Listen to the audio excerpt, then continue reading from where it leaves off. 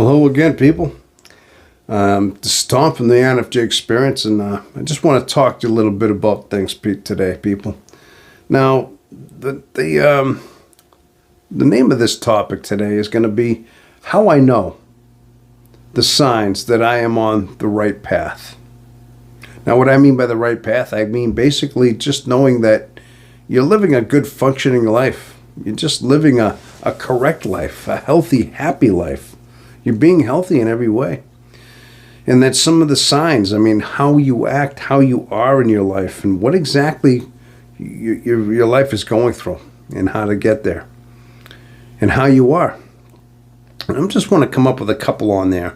Now, being that this is the INFJ experience, and through the course of the life of an INFJ, now we've had a rough life, typically, and we talk about that extensively. And this is one of the reasons why INFJs gravitate to these channels, because of the rough life that we have, because of all the chaos that we have in our mind, because of all the conflicting thoughts that we have through our life. Now, yes, and a lot of times just our relationship woes that we have. There's so many aspects to the INFJ and being unhealthy, and a lot of times these are the ones that drive us into trying to figure ourselves out. We're always constantly trying to improve ourselves for these reasons. But here's some signs I have listed down here is to know how you are somehow on the right path in that way. Okay? So, number one is basically you're not confused anymore. Yeah, a lot of times through our life we're very confused. Always confused. Always thinking of things that are just troubling sometimes, where we can't really understand our thoughts. A lot of times that introverted intuition and that introverted thinking, sometimes we go into these loops where we're kind of bouncing back and forth between logic and trying to decipher, and kind of going back into a tug of war between our mind is confusing in so many ways, and not knowing you're in a loop. A lot of times there's so many aspects to this character, this personality, that we don't know half the time what it is. So sometimes we're a prisoner to our own mind of confusion because we can't figure ourselves out, and sometimes it's very painful through the course of our life. Now, all I can say is that reaches a point in your life, maybe it's when you get older. I know what happened with me. I got to be older, and I finally had nowhere to go, and I just basically, it took a lot of times where you have to let the pain be there. You have no choice but to suffer through things.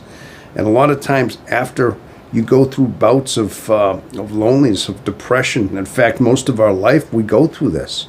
We're forged on, is that eventually it just, it tames down the mind and makes us less confused. I mean, a lot of these drives that we have are just pretty much tamed at this point. And a lot of the sufferings that we've had, a lot of confusion, start just going away because some of the things that we crave, some of the external things that we want in our life are just gone. So now the chaos is gone. The confusion is gone in so many ways. But again, it takes a lot of times, it takes a lifetime of effort, a lifetime of enduring our own souls and just enduring it along the way. All right, so number two is a less chaotic mind. Now that kind of falls in place with not confusion. Yeah, a lot of times we have that chaotic mind. Like I said, it's just a lot of there's a lot of turmoil in there, whether we try to or not.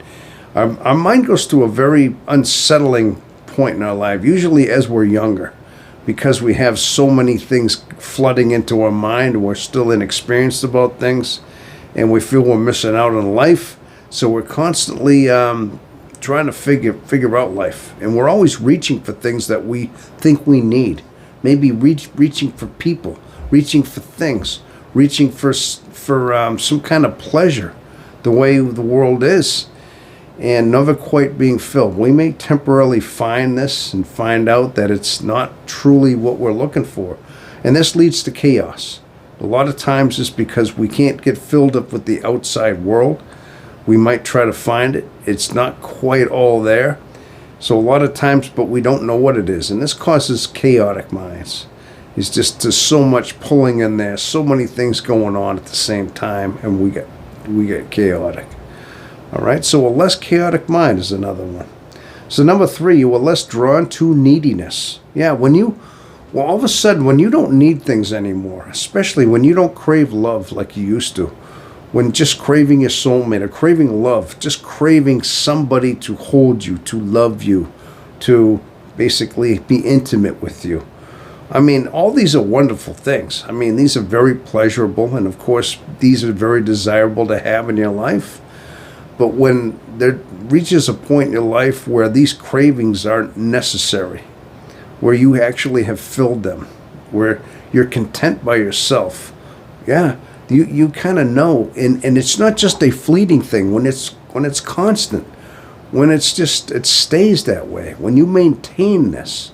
Because sometimes in our life we may go through these temporary bouts where we think we find this, and then things creep back in. Your lust creeps back into your life. Your desires start coming back to you. When this is a constant, when you have this all the time, when you feel as though you aren't needy anymore, and you're content and comfortable in your own character, your own skin, then a lot of times that's another indication that you're on the right path, basically. Okay, number 4, you have a tamer inner drives. Now again, that kind of steers into what I just said, inner drives. Now, of course, we have inner drives.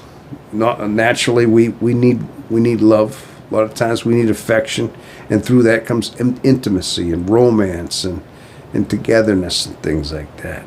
And usually this is something that we have to have. It's like we're not complete unless we have some of these things in our life. If we're not having a companion that we're intimate with, in other words. And sometimes these are these outer fleshly desires. And a lot of times when you know you're still living worldly, you know you're not complete on the inside, because that's what it is. You're still reaching. You still have these needy things for the outside.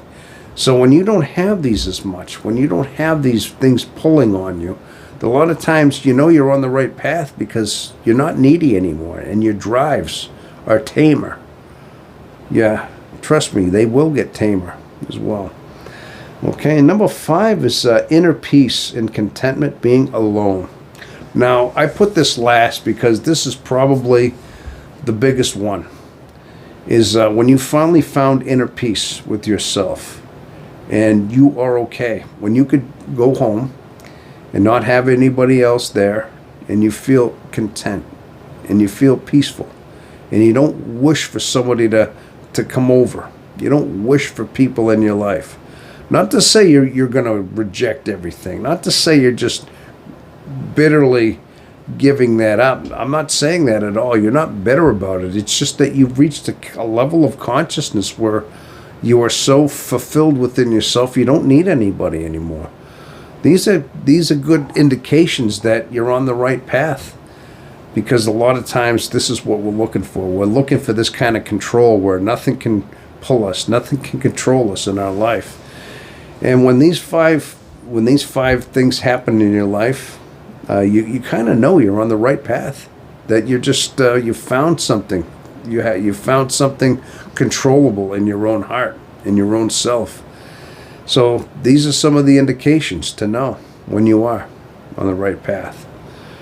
Okay, well, people, I'm going to wrap this video up. I want to thank you all for showing up, and if you're new here, if you would, subscribe to the channel and give me thumbs up, and leave your comments if you would, please.